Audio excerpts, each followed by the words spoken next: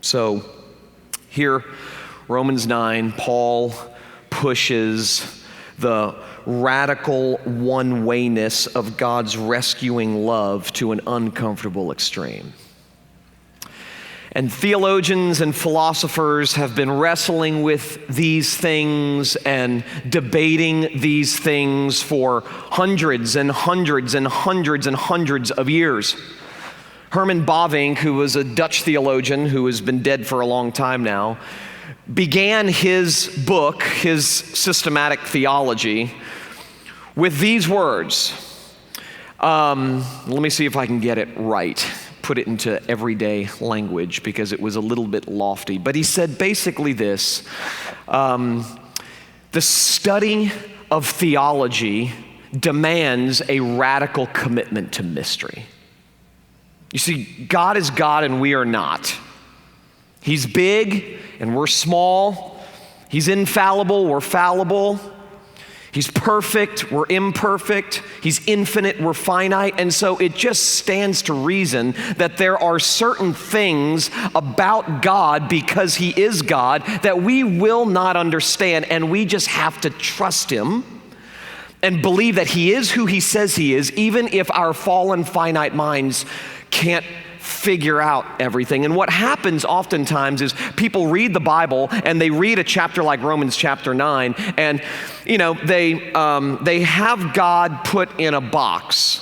There was a man by the name of J.B. Phillips who wrote a book a long time ago called Your God is Too Small. And basically what happens is we have these passages in the Bible that we understand, that we like, that we grasp, and they fit nicely and neatly into our little box, the box that we have put God in. And then we come to a chapter like this, and this chapter colors all outside the lines. And instead of just allowing it to be and believing that God is God and there are things that he reveals about himself that don't make sense to us, that he is grandly mysterious, we just sort of lop that stuff off and ignore it. Well, we can't do that if we're ever going to experience and live into the freedom that's been purchased for us. There is nothing more freeing than allowing God to be God. Giving up control, realizing that you can't do it, that you've never been doing it, and that you won't do it. Because the fact of the matter is, once you give up, you're free. Once you give up and you give in, you're free. And Paul's intention here is to set us free by showing us a God who is infinitely larger than anything we could ever hope for or imagine. And so he pushes the radical one-wayness of God's rescuing love to an uncomfortable extreme here, but it's not intended to inspire theological warfare. It's intended to inspire spiritual worship. That's what this is intended to do. Too often we waste our time and our energy debating these things instead of just falling flat on our face and saying, "You're huge, and your grace is magnificent, and your mercy is outrageous, and we don't deserve 1 ounce of your affection at all. We are far worse than we think we are. God is far more gracious than we think he is." So he shows, Paul does in these verses, just how single-handedly we are saved by God, that God saves from first to last, and he not only saves single-handedly, but he only saves bad people. He saves the underdogs. We saw that last week. He saves the underdogs, the failures, the nobodies. Not the successful, not the bold, not the beautiful, not the ones who get it all right. God delights in rescuing those who get it all wrong. The bad people. And I mentioned last week that God only saves bad people because bad people are all that there are. And so he comes to the losers, which we all are. Remember, I've said this before when Ted Turner was being interviewed and said that Christianity is a religion for losers. And the Christian community, just went nuts. Who does he think he is? Calling us losers. We're not losers, we're winners. We've got our own TV networks. We've got our own political candidates. We are a force to be reckoned with, Mr. Turner. We're not losers. You're the loser. And I wanted to say, he's right. It is. Now, he was wrong to assume that he himself was not a loser. But the fact of the matter is, Christianity is a religion for losers, and we're all losers. It's for bad people, and we're all bad people. It's for failures, and we're all failures. And so God meets our mess with his mercy 10 times out of 10. 10 times out of 10. And I said last week that when it comes to the doctrine of election, God's sovereign election, we are scandalized in the wrong direction. Because where we are typically scandalized is when we consider who it leaves out rather than being scandalized by who it lets in. That should be the scandal that rocks our world. I mean, who does he let in? The weak, the rebellious, the immoral, the adulterer, the liar, the thief, you, me. That's who he saves. In his book, Long Journey Home, Os Guinness writes this, and he says it perfectly in my opinion. We cannot find God without God. We cannot reach God without God. We cannot satisfy God without God. Which is another way of saying that all our seeking will always fall short unless God starts and finishes the search. Without God's descent, there is no human ascent. The secret of the quest lies not in our brilliance, but in his grace. So this passage changed my life. I hated it. I mean, no one hated Romans chapter 9 in the history of humanity more than me a number of years ago, like 6 weeks ago. No, I'm just kidding. Like 20-something years ago, okay? Literally. You can ask Kim. I was up at night late wrestling day after day, week after week, month after month, because I could not reconcile what I had always believed God to be with what God was saying here. I couldn't reconcile it. And I had grown up in a Christian home where I was taught the Bible, and I went to churches that preached the Bible, and I went to Christian schools that taught the Bible, and I knew the Bible, okay? I mean, I was Billy Graham's grandson, for goodness sake. I knew everything there was to know about God. I inherited it. It's in my DNA. The blood's running through my veins, okay? So I literally read Romans chapter 9 and said, what? I mean, Martin Luther did not like the book of James. He called it an epistle of straw. Well, I wanted to rip Romans 9 out of the Bible because the God that was presented here did not fit into my nice little box that I could fully comprehend and understand. And so I wrestled, and I wrestled, and I debated, and I debated, and I argued, not only with people, but with God. Couldn't get my little pea brain around what God was saying here, and it was frustrating me. This chapter seemed to paint a picture of a capricious God, a God who is arbitrary, a God who likes to create robots and then dictate to them what they can and cannot do, and if they do the wrong thing, he holds them accountable for it. I mean, this didn't make sense, okay? I didn't like this one bit at all. It totally rocked my world. You see, and you've heard me say this on numerous occasions, but God's rescue of me was dramatic. It was dramatic. I mean, he saved me from a lot. He really did. He had given me, like we looked at last week, God gave so much to the people of Israel. He gave them the law. He gave them the prophets. He gave them his special attention. He selected them out of all the nations in the world in the Old Testament and just showered his blessings on them, and many rejected him. Well, that was me. It's actually a worse place to be than someone who doesn't grow up getting all of these blessings and special attention from God. I actually received all of that stuff because of the family that I was born into, the home that I grew up in, and I rejected it, walked away, ran away, completely rejected it. And at 21 years old, the hound of heaven tracked me down, magnificently defeated me, raised me from death to life, rescued me, And for a while, I was so captivated and captured by the amazing, forbearing grace of God that I honestly could not think about it, sing about it, talk about it, hear it preached to me without just weeping. I mean, I was just so blown away by the patience and the pursuing grace of God. I just was blown away. I knew I did not deserve his affection. If anything, I deserved the exact opposite. And so for a while after God rescued me and opened my eyes and set me free, the only thing I could think about, talk about, was his grace. I was just amazed by his grace. His grace really was existentially amazing to me.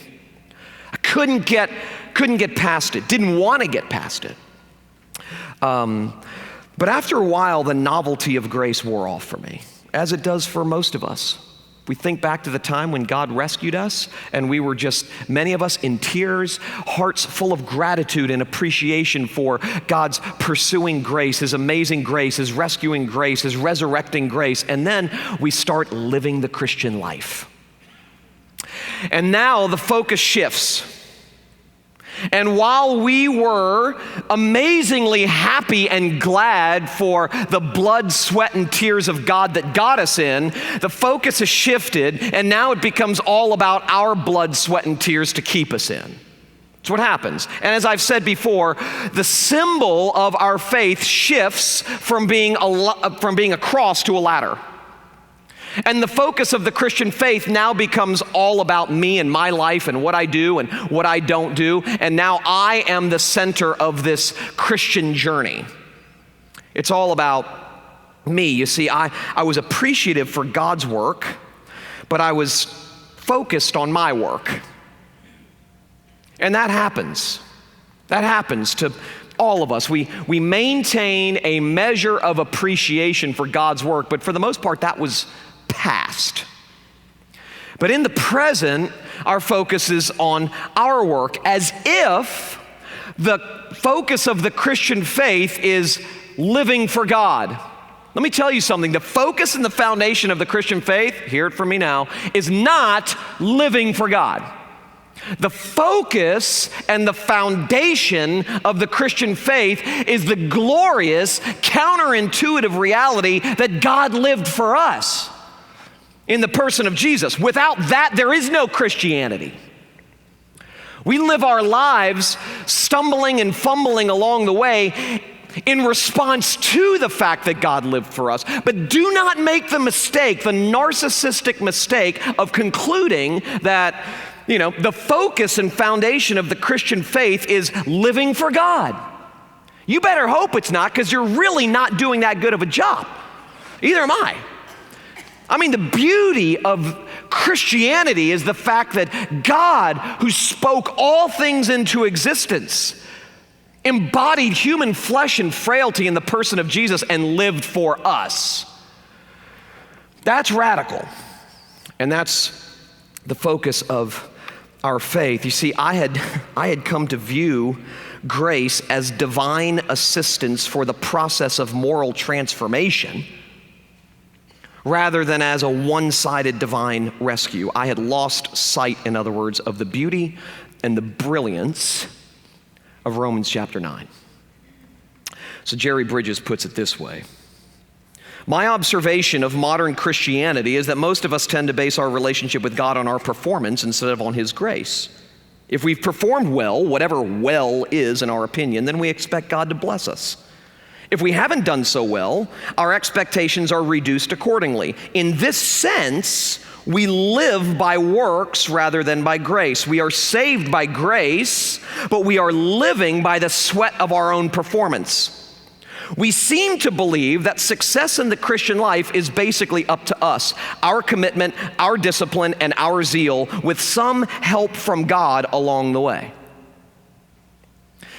All of us fall into that trap at some point in time. We start believing this because that's our heart's natural default mode. It's just our natural default mode to believe that this whole thing is about us. So though the Bible insists on our rescue being God's work from start to finish, we drift into concluding that the focus of the Christian faith is the life of the Christian. And as I've said and just said a minute ago, we graduate, so to speak, from a cross to a ladder in our approach to life. So these verses rocked my world because they uncomfortably showed me the size and scope of God's grace in a way that I had never seen before. Never. And after reading them and God finally pinning me to the ground, after reading them and being defeated by God, even though it's still racked with a ton of mystery, I don't understand it all, I don't get it all, there's parts of it that I don't like, God convinced me this is true. I am that big. I am that mighty to save. I did bring you into existence for the purpose of loving you and saving you. And as it concerns everybody else in the world, don't worry about that. I got that. Okay? What you need to focus on is the fact that I saved you. You don't need to worry about, and we're going to get into this in a minute. You don't need to worry about my purpose and plans behind the scenes. What I have intended to do from eternity to eternity. Don't worry about that. That job is way too big for you to handle anyway. Let me be concerned with that. You just focus your heart's attention on the fact that I saved you. And you didn't deserve it. I brought you into this world to love you out of death and into life. I brought you into this world to shower my affection on you, to delight in you, to sing over you, so that you could be mine forever. That's what I want you to focus on.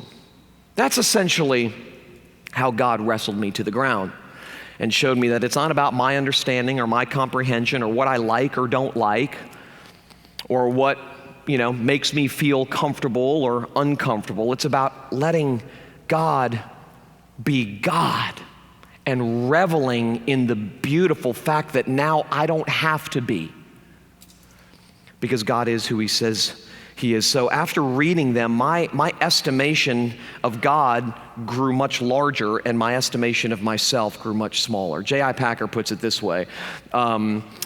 Our understanding of God and our understanding of ourselves is like a pair of old-fashioned scales. When our understanding of God goes up, our understanding of ourselves goes down and vice versa. And that's what happened to me. This painted a picture of God's size in a way that absolutely increased God's size in my heart and mind and decreased my size in my heart and mind.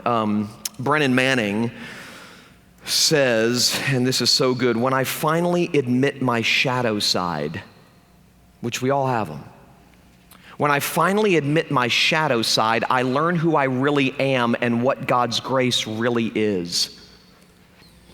And this chapter revealed my shadow side. I'm small, I'm deserving of wrath and judgment, I'm deserving of death, and I've been given life. I'm deserving of condemnation, and I've been given deliverance. I'm deserving of bad, and I've been given good. I saw my shadow side, and in light of my shadow side, I saw God's glorious grace. I mean, this passage actually and eventually made me feel silly that I would ever want to shift the spotlight from God's action for me to my action for Him. It made me feel silly. I mean, I'm like, what? The fact that my Christian life had become all about my action for God, that the focus had shifted, made me feel silly after reading this. Because this passage tells us about nothing except God's action for us. His behind the scenes, before the foundation of the world action for us. And what's interesting is that this passage contains nothing but good news for people like you and me. We read it and it sounds like such bad news, such controversy. Paul was a radical controversialist. Radical.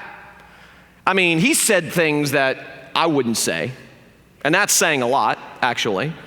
But I mean, he was a radical controversialist, and what's so amazing about this, the reason that this passage is such good news, but we don't hear it so much as good news, we hear it as bad news, is because we maintain central place in the story. And yet, when you really read this passage and you understand yourself to be a sinner, deserving of nothing but death and judgment, and here you stand, alive and well because of what Jesus has done for you, it should be nothing but good news. But it's hard to embrace because it contradicts our default mode. We anchor our identity, who we believe ourselves to be, who we want ourselves to be, in our actions and in our choices. That's the way we live. We are what we do. That's the way we live our lives. We anchor our identity in our actions and our choices, but this passage anchors our identity in God's choice of us and his action for us. He does all of the acting and all of the choosing, and we do all of the receiving. And that just contradicts our default mode. It just contradicts the way that we naturally think, the way that we naturally approach life. It just contradicts the way we think about identity and value and those sorts of things. It shifts the spotlight away from our doing and our action to God's doing and God's action for us. So these verses are intended to make us aware of the fact that we are deeply loved by Jesus and have done nothing to earn it or deserve it. That's the purpose of these verses. That's it. Okay, that we are deeply and eternally loved by Jesus, and we have done nothing to earn it or deserve it. So in the face of all of our doing and striving and toiling and laboring and working, Romans 9 sings about a God who has done everything from before the foundation of the world for us, which is amazing. But it begs a couple questions, does it not? I mean, everything I've said so far paints this glorious picture of who God is and his rescuing grace and his sovereign mercy and all of those things, and it should cause us to fall on our face and thank him from now until eternity for what he's done for us, because none of us deserved it, and he came and saved me. He saved me, the chief of sinners, the least of all the saints. He came and saved me, which still blows my mind. And that's what it's supposed to do. That's what these verses are supposed to do. And so we revel in that and we say, okay, that's actually very devotional, and that actually makes me feel good and makes me feel lighter and makes me more appreciative for God. But it still begs a couple of questions. I mean, if this is true, for instance, if everything Paul says about God and the way God saves, how God saves, who God saves is true, that God is completely sovereign from first to last, that he saves from beginning to end, then it begs a couple of just basic questions. Why even pray? Why evangelize? Why even share the gospel? I mean, what's the purpose of telling other people about Jesus if this is true? God's got it figured out. He's going to do whatever he wants to do regardless of what I do. So what's the purpose? Why even pray? Why even talk to him? It seems like simple fate here. That we are robots. God operates on the economy of fate, and therefore there's really nothing we can do, nothing we should do. So it begs the question, if this is true, why pray? Why tell other people about Jesus? What difference is it going to make at all if God's already figured everything out and determined what will be before the foundation of the world? What difference does it make? Well, I found tremendous help in 2 Thessalonians chapter 2, verse 13. So go over, keep going. Sword drill, first one to get it, gets a parking space. That's a Baptist thing, okay? Sword drill. You guys ever part of sword drills? You know what those are, it's like a youth group thing. It's like 1 Thessalonians 4:5, and everyone's like, and the first one who gets it gets like a hot dog. Or like a Christian CD, the newest Michael W. Smith CD or something like that. Any of you grew up in church? Oh boy. Jeez, what a lame. Okay, so 2 Corinthians 2:13.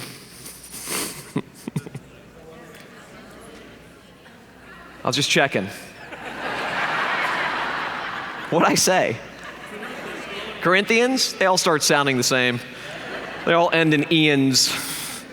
2 Thessalonians, just checking. Proud of you guys.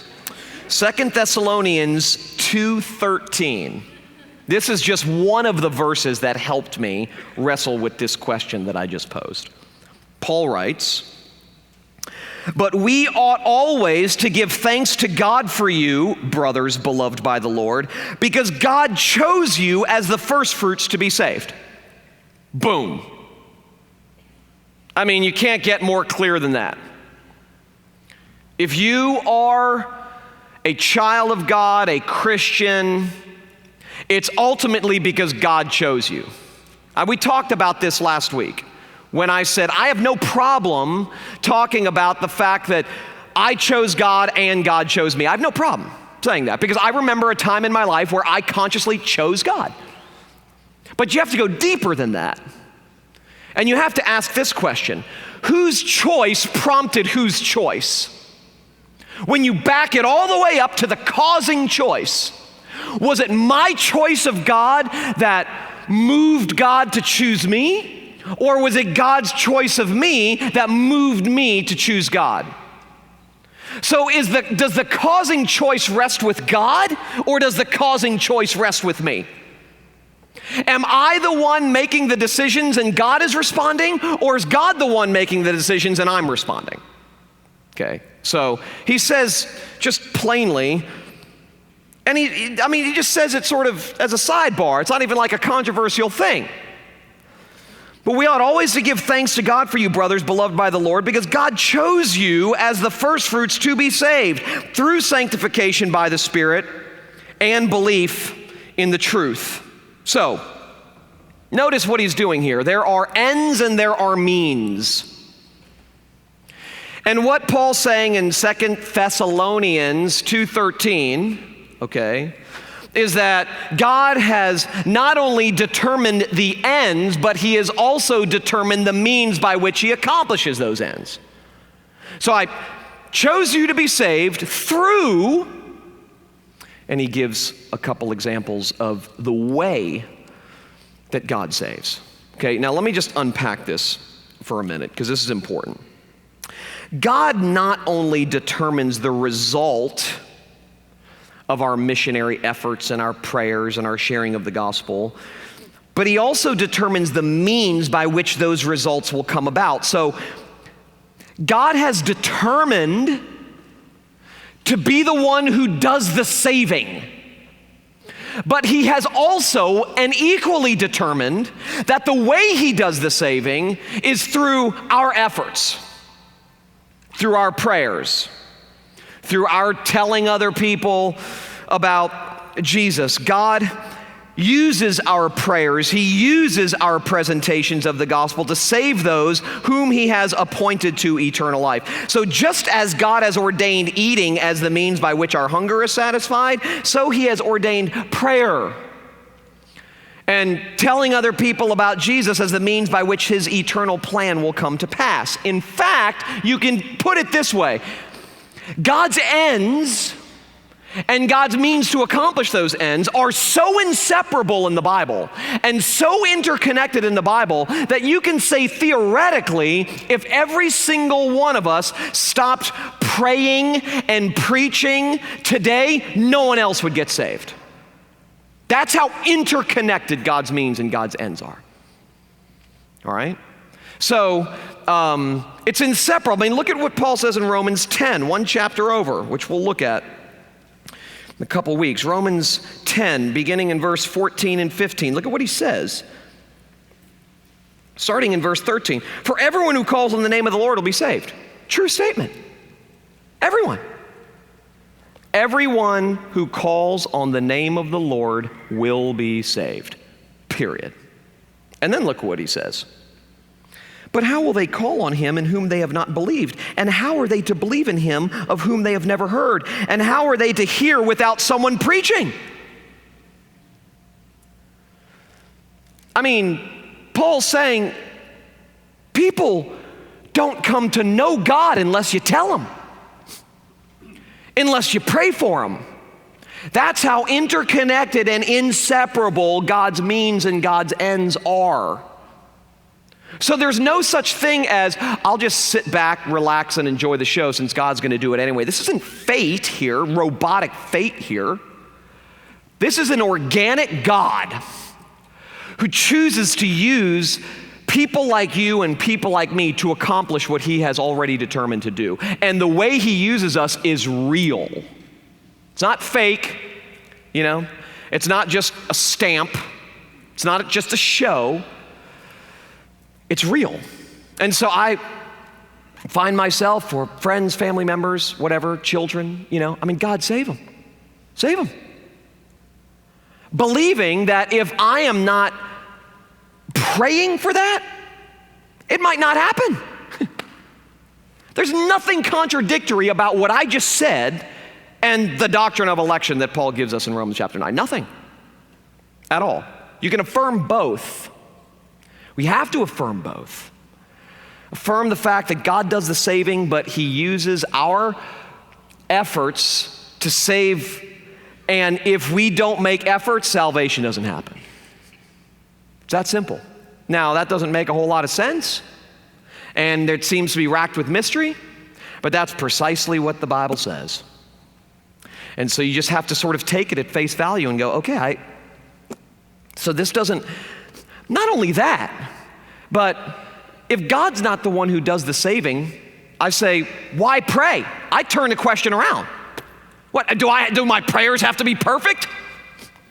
You know, what if I don't get it right when I'm telling someone about Jesus? I'm sort of fumbling and bumbling my words and I'm screwing it up. Oh my gosh, is this person gonna go to hell for the rest of their lives because I didn't get it right? You know? I mean, is this person's eternal well-being riding on my shoulders? Is it all up to me? Let's hope not. I mean, seriously, let's hope not. Let's rest assured in the beautiful fact that God does the saving. And he uses, as my mom used to say, if God can speak through Balaam's ass, he can speak through anybody, okay? It's the only way she could get away with cursing was using like King James Bible language, you know? I told you the other one. No, I'm not going to tell you. It comes from my mother. You've heard it? Tell us. These are the sinners and these are the saints. It's clear. Anyway, so the fact that he would use us, seriously, is amazing to me. And the fact that we are unburdened and not having to do the saving is a huge blessing. So Thomas Watson, the Puritan, put it this way. I love this. And this really encapsulates everything I'm saying. It was the angel who fetched Peter out of prison, but it was prayer that fetched the angel. There you have it. That's the beautiful combination and the mystery. It was the angel that fetched Peter out of prison, but it was prayer that fetched the angel. And it's your prayers that fetch the people that God has determined to save. It's God who does the saving. But it's our prayers that God uses to do what he's determined to do. So God unleashes his saving power through our prayers and through our presentations. 1 Corinthians 3:6. What does Paul say? He says, I planted, Apollos watered, but God gave the increase. There was no mistaking in Paul's mind where the growth and where the rescue comes from. It doesn't come from me, Paul, it comes from God. But I planted, and my partner Apollos, he watered. We did our job, and God gave the increase. God did it. God did the saving. We played our part. So we could go on and on about that, but I don't have time. So it begs another question, and this was the one that really bothered me the most, more than any other one. What about people who don't know God? You know? Family members, friends. What about those people? I mean, my heart broke for some of those people when I thought maybe God didn't choose to save them. Well, that's mean. That's really mean. I love him. Why doesn't he? Okay? That's what really kind of messed with me, big time. And that was the question that plagued me the most. It plagued me the most because it requires the most trust in God. That's why it plagued me the most. Look at John. Now go backwards. John, Matthew, Mark, Luke, John. John chapter 21. Beginning in verse 20. John 21, beginning in verse 20. This is after Jesus rose from the dead, and he's now spending some time with his disciples before he goes back to heaven. And John chapter 21, verse 20, it says, Peter turned, his disciple Peter turned, and saw the disciple whom Jesus loved following them, John, the one who also had leaned back against him during the supper and had said, Lord, who is it that is going to betray you? When Peter saw him, John, he said to Jesus, Lord, what about this man? And Jesus said to him, if it is my will that he remain until I come, what is that to you? You follow me. Now, how does that help? I mean, in answering this question, what about those who don't know God? How does that help? Well, this is how it helped me. God never promises to tell us everyone else's story. He just promises to tell us ours. I mean, he's saying to Peter, it's not your business, man. Don't worry about that. I got it. You trust me? You trust that I know what I'm doing? And that what I'm doing is good? You trust me. Don't worry. As for you, you just follow me. You just stick by my side.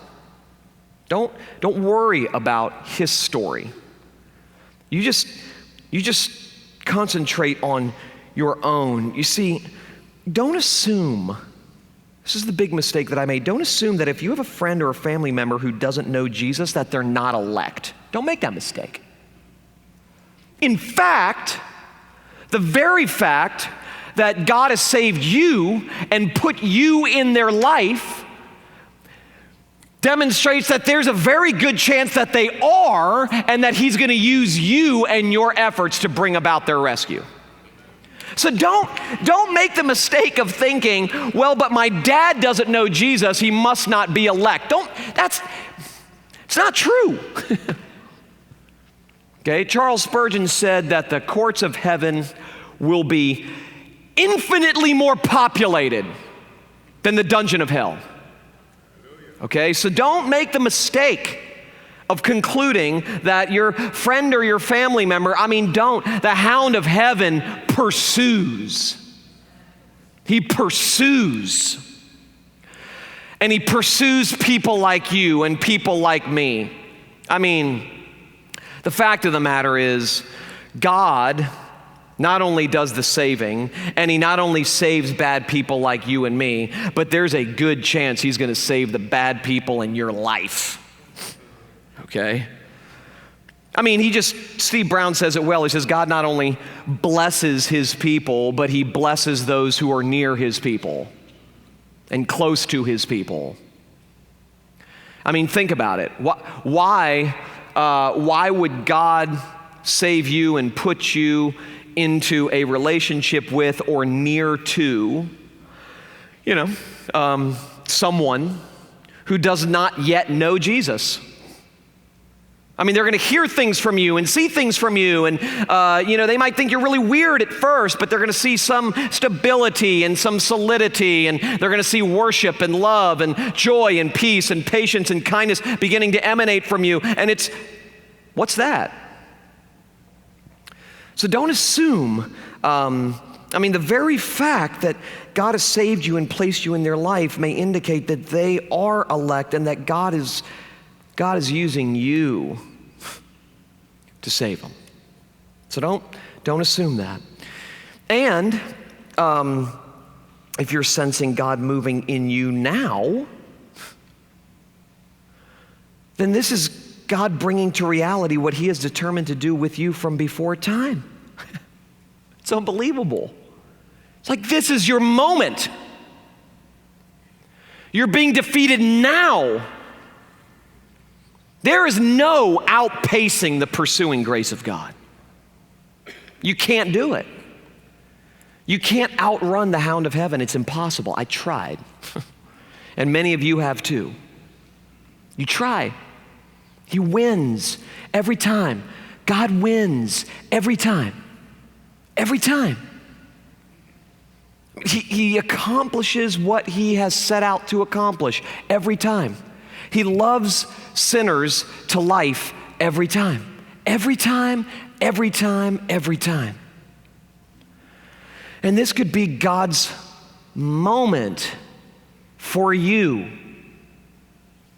I mean, the very fact that you're here instead of on your boat or sleeping in or, at brunch somewhere, could that potentially mean that this is your moment? That God is actualizing for you right now what he has determined to do with you from before you were born. This could be your moment.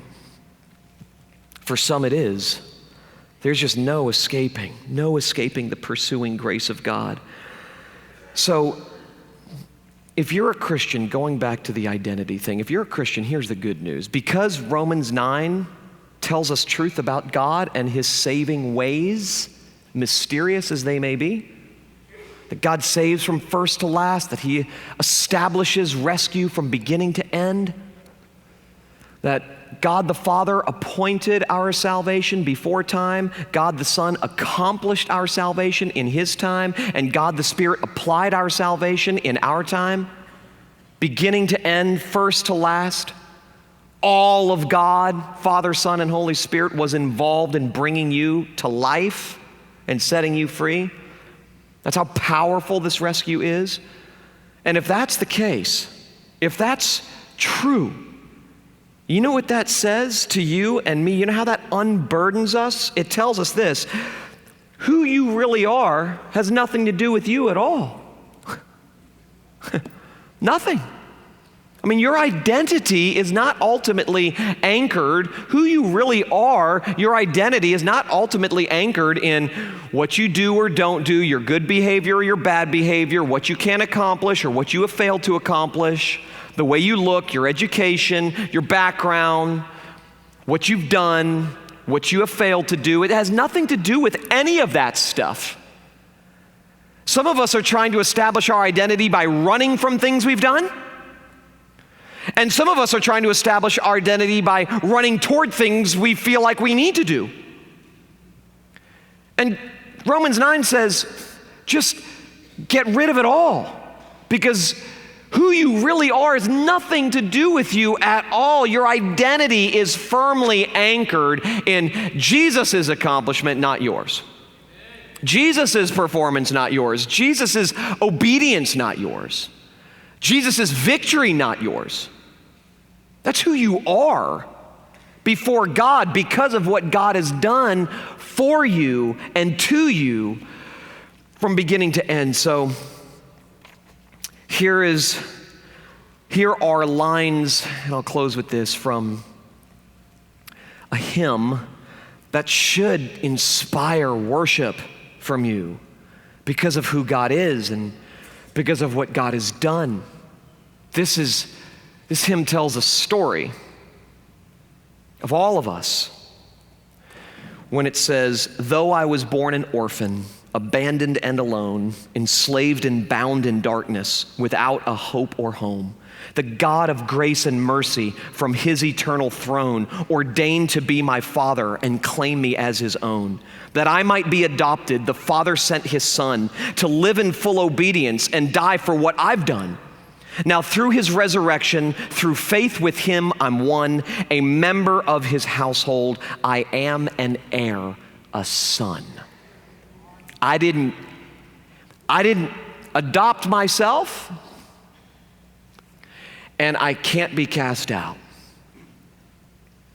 Because of election, I'm in forever. Forever. So on my good days, which are becoming increasingly few and far between, on my good days, I'm not proud. And on my bad days, I'm not depressed. Well, what prevents me from that? First of all, that's not true. My good days, I do become proud. My bad days, I do become depressed. But if I stop and think about it for a second, I think it's just futile to be either proud or depressed because it has nothing to do with me. I'm in forever because I live my life, as do you, under a banner that reads, "It is finished."